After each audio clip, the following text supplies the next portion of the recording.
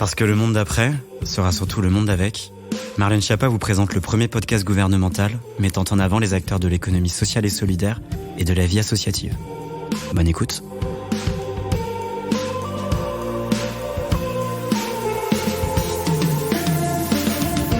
Le monde d'après sera surtout le monde d'avec, un monde où la coopération prime sur la compétition. Aujourd'hui, avec nous, monsieur l'ambassadeur de France à l'ONU, Nicolas de Rivière.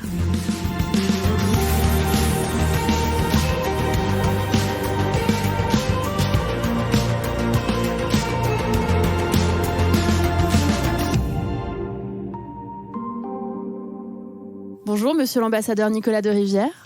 Bonjour Madame la Ministre. Merci d'avoir accepté de répondre à quelques questions pour ce podcast Le Monde d'Avec, qui est un podcast consacré au sujet de coopération et à tous ceux qui travaillent pour une société de l'empathie, une société du lien, qui fait passer la coopération avant la compétition. J'ai une première question qui est la question la plus difficile qui soit au monde, mais que je pose à tout le monde. Qui êtes-vous ? Je suis un haut fonctionnaire français depuis pas mal d'années. Je suis fier de représenter mon pays à l'étranger, actuellement aux Nations Unies. Je suis là pour défendre les intérêts de la France dans toute leur diversité, dans toute leur variété. Et évidemment, je suis moi-même, mais je ne suis pas tout seul. J'anime une équipe de 85 personnes, donc c'est une belle équipe motivée et compétente. Donc je suis aussi un animateur en chef. Alors comment est-ce qu'on devient ambassadeur à l'ONU ? Quel est votre parcours ? Je suis diplomate de carrière depuis, je suis rentré au Quai d'Orsay début 1992, donc ça va faire 30 ans, plus de 30 ans, et j'ai gravi les échelons, et j'ai eu un parcours très marqué par les questions multilatérales et les sujets touchant aux Nations Unies. Donc, en sortant de mes études, en entrant au Quai d'Orsay, j'ai passé presque 3 ans déjà à la direction des Nations Unies, où je m'occupais de l'OMS, des questions de crimes, de justice pénale, d'Interpol, puis ensuite de questions touchant au Conseil de sécurité. Et puis ensuite, je suis parti en poste où j'ai suivi ces sujets de plus loin, mais néanmoins, j'ai continué à m'intéresser. Et je suis revenu sur les dossiers Nations Unies en 2005, quand je suis arrivé pour la première fois à New York, où je suis resté de 2005 à 2010. J'étais d'abord numéro 3 puis numéro 2 de la mission pendant 5 ans. Ensuite, je suis devenu directeur des Nations Unies pendant 3 ans, jusqu'à 2014, jusqu'au début 2014, et puis ensuite directeur général des affaires politiques et de sécurité, où je couvrais pas mal de questions touchant aux Nations Unies. Donc, le président m'a fait l'honneur de me nommer ici au printemps 2019. Je le remercie. J'avais, je crois, un profil assez conforme à ce qu'on peut souhaiter.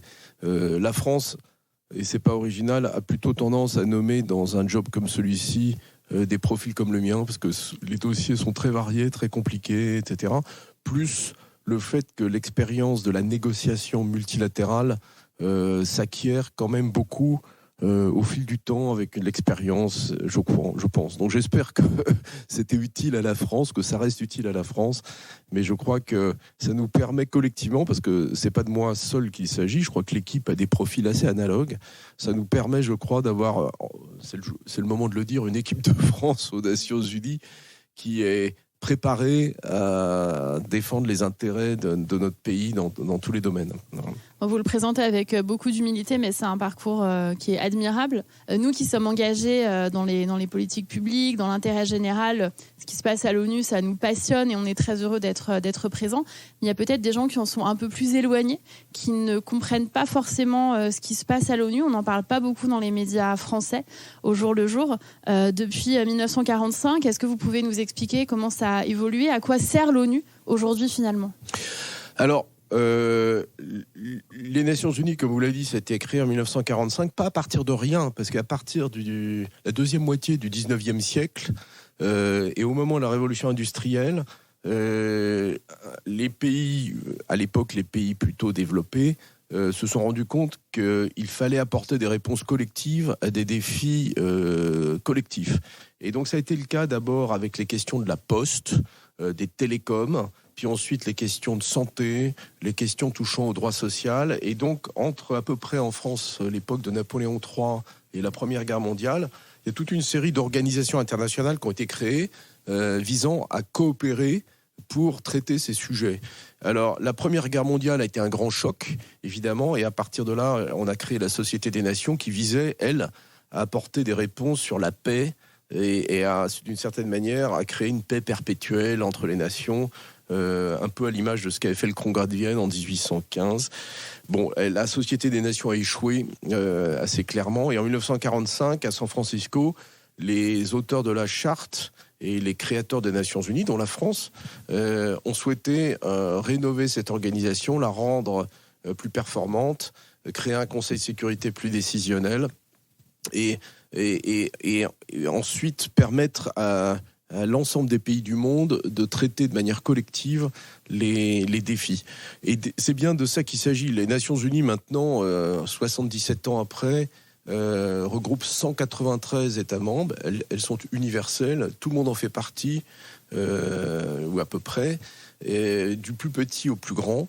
Et l'Assemblée générale des Nations Unies, c'est le Parlement du monde, une voix chacun, on s'écoute, on dialogue. Ça sert à essayer d'avancer et de trouver des solutions communes sur tous les défis auxquels notre planète est confrontée. La charte parle de paix, de sécurité, elle parle de droits de l'homme, elle parle de développement, mais tous les nouveaux défis auxquels le monde est confronté font l'objet d'un traitement aux Nations Unies. Alors on adopte des résolutions, on essaie d'adopter des conventions, on essaie de faire du droit international, de créer des règles, des normes s'appliquant à tous. Donc c'est difficile. C'est difficile parce que comme c'est universel, c'est une force, mais aussi une faiblesse, parce que décider à 193, c'est le plus petit dénominateur commun. Et puis c'est difficile, bien sûr, parce que dans la réalité, on n'arrive pas toujours à faire respecter ces règles. On le voit en ce moment de manière un peu criante avec la guerre en Ukraine. Mais il y a beaucoup d'autres exemples, évidemment moins graves, mais il y en a d'autres. Et donc c'est un travail de longue haleine, c'est un travail de patience, c'est la toile de Pénélope, et donc c'est très stimulant. Et là-dedans, je pense qu'on y reviendra peut-être, la France est un acteur très convaincu, très engagé, qui croit en cette approche multilatérale, évidemment en portant nos propres valeurs et notre propre vision, et en défendant aussi nos intérêts. Mais je crois qu'on est un partenaire assez important du système, comme on dit.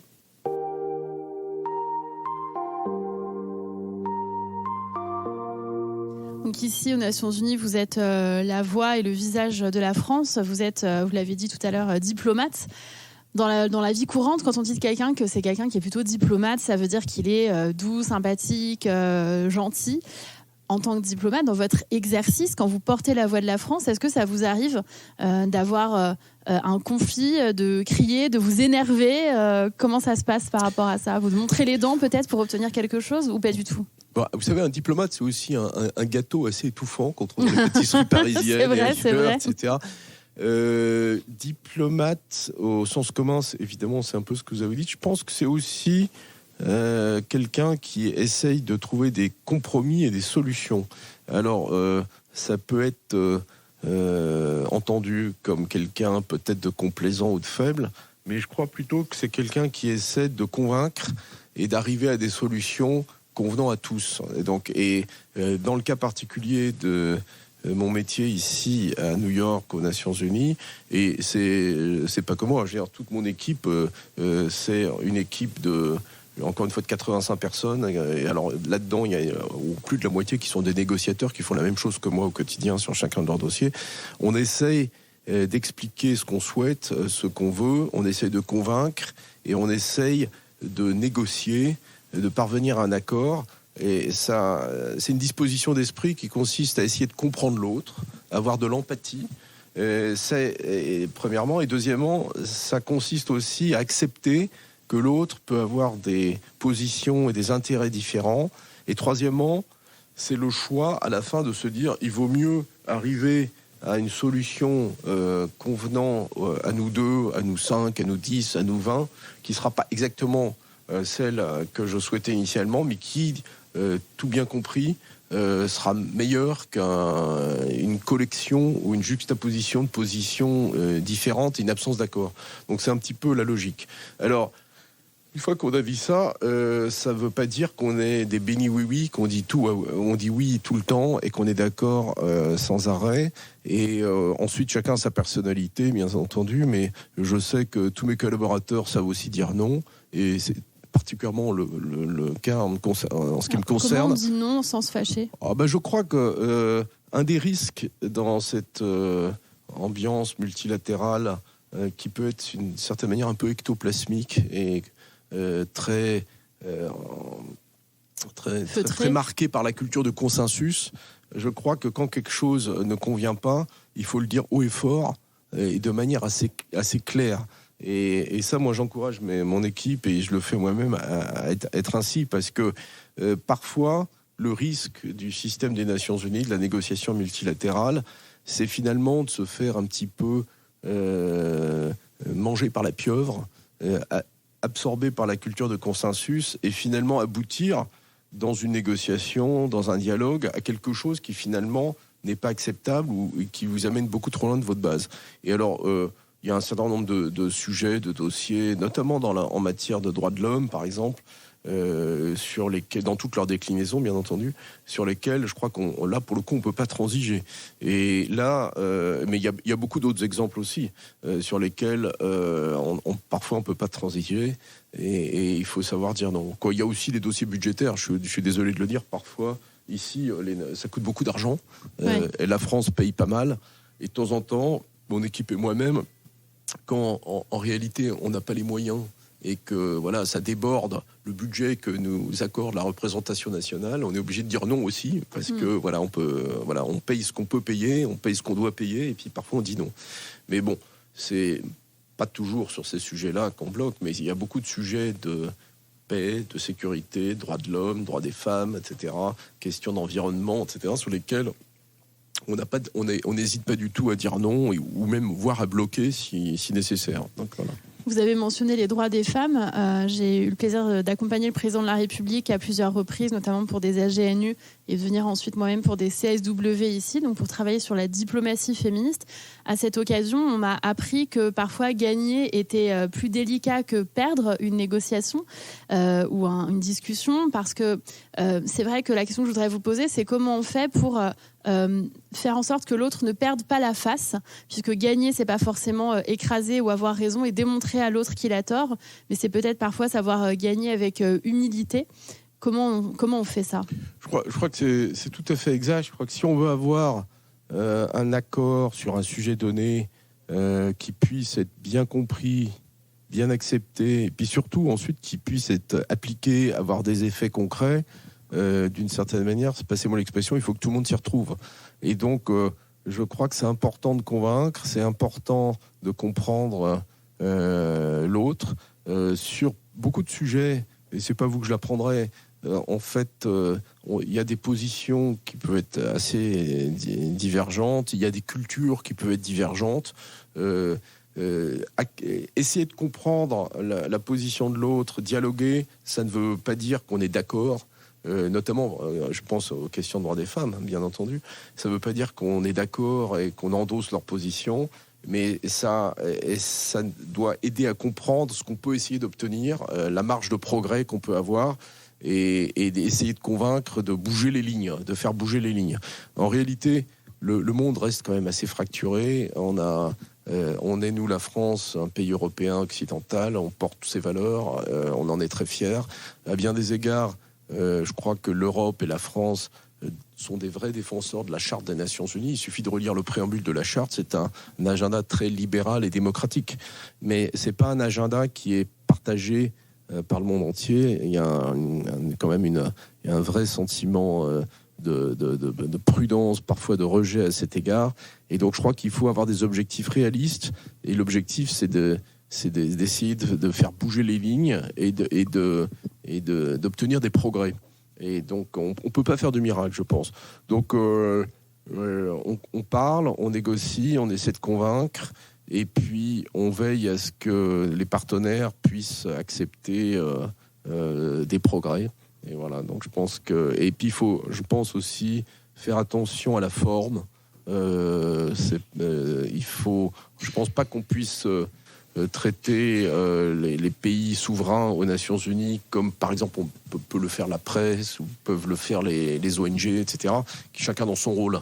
Et donc ici, je crois qu'il faut continuer, et ça c'est la particularité de la France, notamment à parler à tout le monde, à respecter tout le monde, à écouter tout le monde. Ça signifie pas qu'on est relativiste et qu'on ignore nos propres valeurs, qu'on accepte les positions des autres, qui souvent d'ailleurs sont inacceptables, voire choquantes.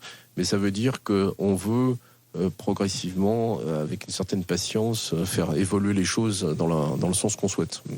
C'est vrai que c'est très intéressant que vous mettiez l'accent là-dessus, parce que c'est parfois mal compris par une partie du grand public qui n'est pas forcément acculturé à ces questions.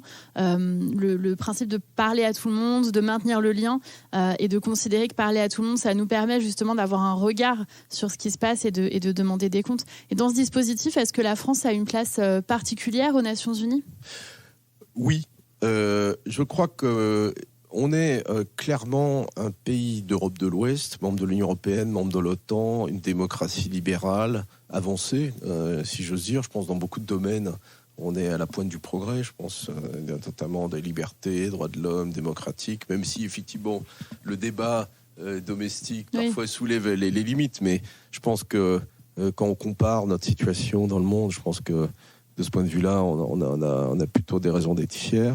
Et notre particularité, et je crois que c'est une particularité historique, c'est effectivement de s'intéresser au reste du monde, de s'intéresser aux autres cultures, à leur diversité, à essayer de comprendre les peuples, les nations, d'où elles viennent, quels sont leurs objectifs, et essayer d'avancer avec eux ensemble.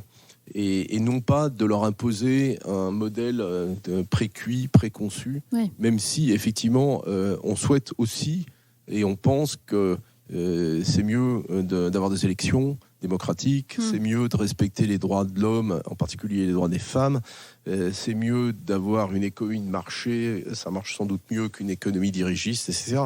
Et on essaie de convaincre. Mais je ne crois pas qu'on arrive avec des solutions toutes faites.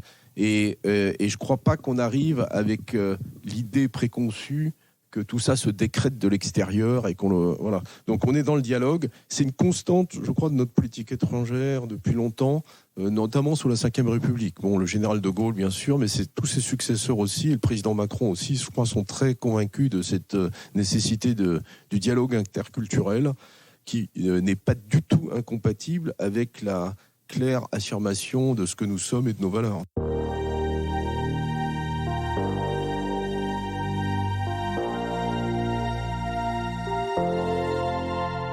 Si la France a besoin de devenir amie ou disons alliée avec un autre pays, très concrètement, comment vous allez vous y prendre ? Est-ce que ça passe par des dîners, un cadeau, une discussion, un soutien sur quelque chose en échange d'un autre soutien ? Est-ce qu'il y a un manuel pour devenir ami avec un autre pays ? Oh, je ne pense pas qu'il y ait de manuel. Il y a juste, je crois, une opportunité ici à New York. Comme j'ai dit tout à l'heure, l'Assemblée générale, c'est le Parlement du monde, 193 États. Et les Nations unies, c'est l'endroit sur la planète où tout le monde peut parler avec tout le monde. Alors nous, on a un grand pays, on a un réseau d'ambassades partout. On a déjà plein de possibilités de parler, mais beaucoup de pays n'ont pas cette possibilité. Ça leur permet de se retrouver, de faire connaissance, de dialoguer, de faire des affaires, etc. Et alors, en ce qui nous concerne, ici aux Nations Unies, pour la mission française, pour mon équipe et pour moi, on veille à avoir des relations avec chaque pays. Et en réalité, je ne pense pas que ce soit une question de cadeaux, etc. Mais je pense que c'est une question d'ouverture, de ne pas hésiter à traiter les petits comme les grands, à être prêt à faire des choses ensemble, à s'écouter. Alors évidemment, on peut déjeuner, dîner, on le fait beaucoup, bien sûr, et ça c'est bien parce que ça permet de changer la relation, et la tradition française est aussi celle-là, et ça marche bien.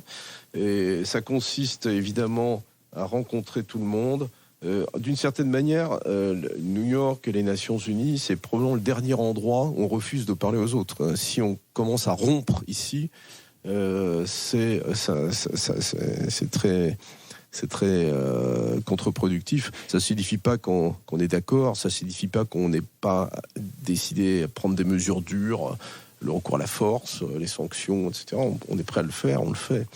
Mais il faut dialoguer avec tout le monde. Donc en fait, concrètement, c'est assez facile de demander à rencontrer un interlocuteur de n'importe quel pays. En général, la porte est ouverte.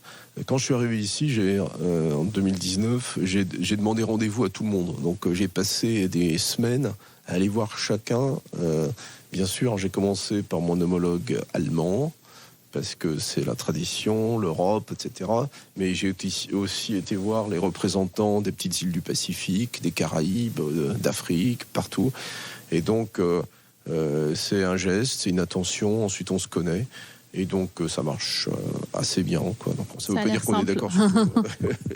Et vous êtes, on le disait, la voix de la France, donc les autres pays se tournent aussi vers vous pour connaître la position de la France, nos arbitrages, parfois nos décisions, nos votes.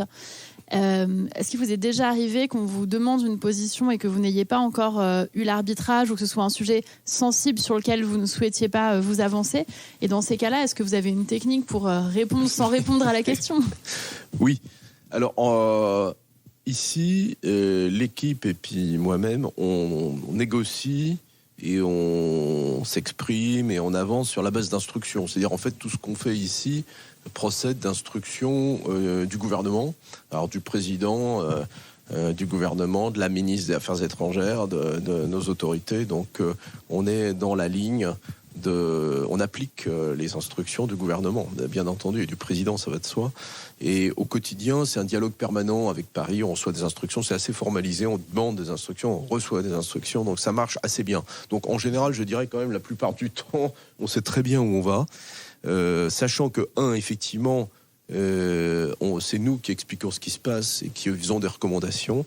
Et puis, lorsque effectivement on n'a pas la réponse parce qu'on n'a pas reçu d'instruction ou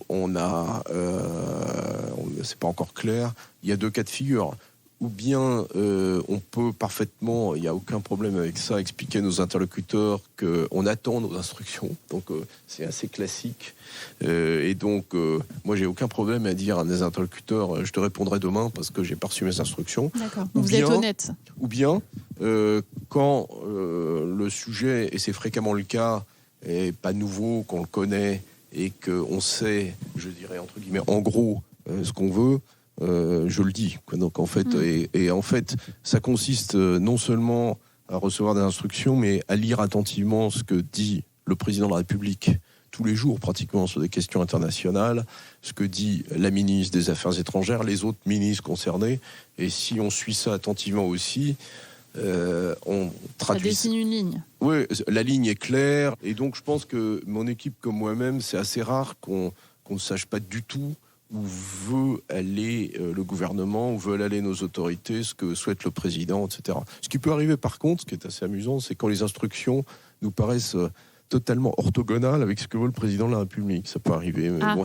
Et dans ce cas-là, je prends sur moi-même d'arbitrer en faveur de ce que veut le président de la République. Ça me paraît plutôt une bonne idée, une bonne intuition.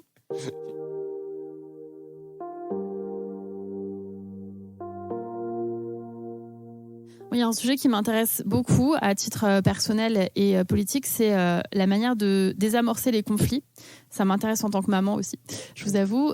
J'ai fait, quand j'étais au ministère de l'Intérieur, j'ai participé à un genre de stage au GIGN dans lequel les experts du GIGN m'ont appris, par exemple, à négocier avec un preneur d'otages, à avoir des formulations et à trouver les mots qui font qu'on arrive à désamorcer un conflit et à sortir de cette escalade.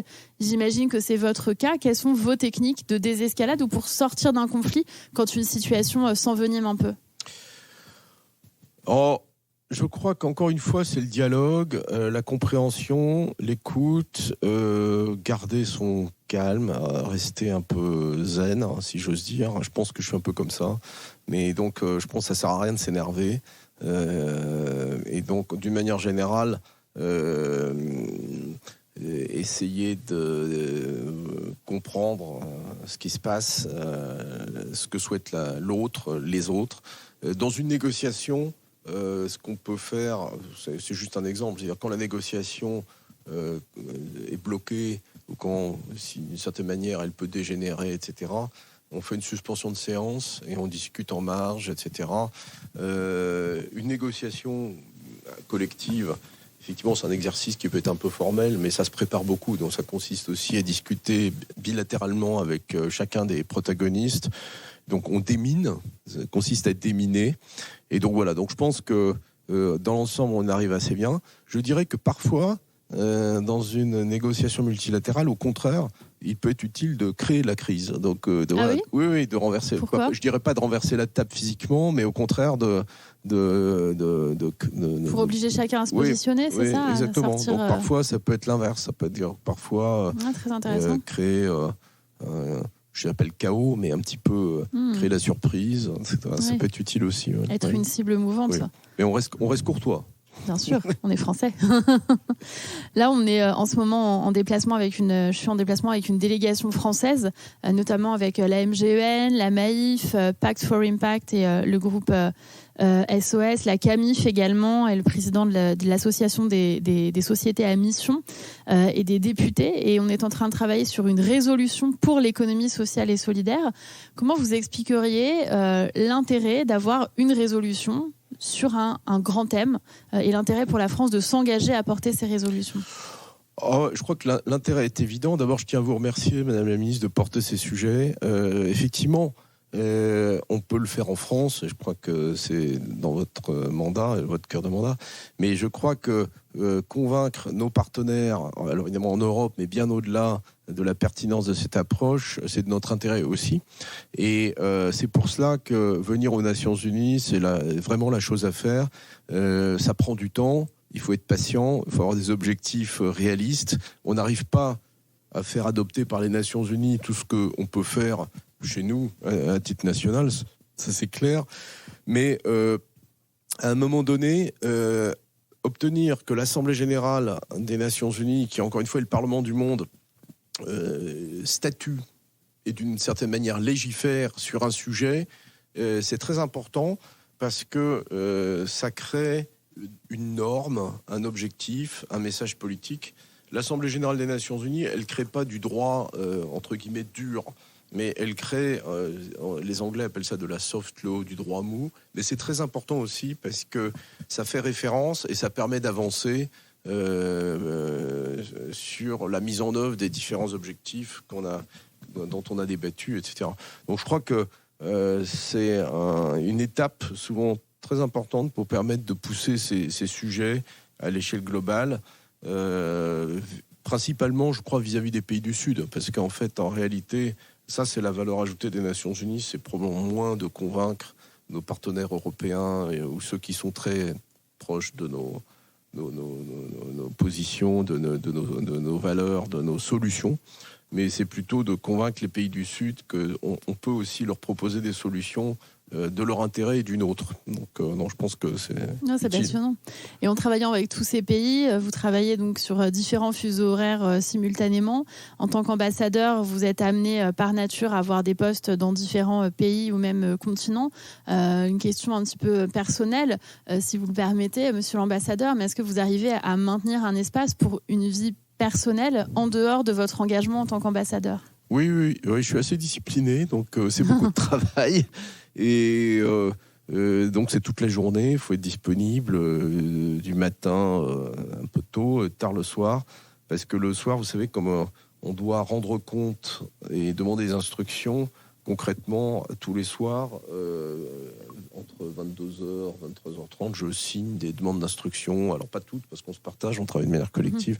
Donc c'est très prenant. Et puis il faut être disponible, et puis il faut accepter de déjeuner, de dîner tous les jours, etc. Mais bon, si on est bien organisé, bien entouré, ce qui est mon cas, je suis très bien entouré, je partage beaucoup.